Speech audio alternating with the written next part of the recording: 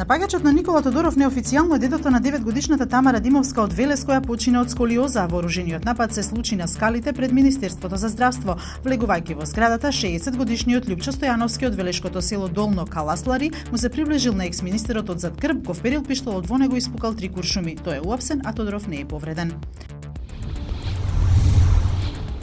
Попладне председателот на СДСМ Зоран Заев ја презеде функцијата председател на владата на Република Македонија од неговиот претходник, техничкиот премиер Емил Димитриев. Нокеска на полнок во собранието со 62 гласа за, 44 против и 5 востршани, собранието ја изгласа новата влада.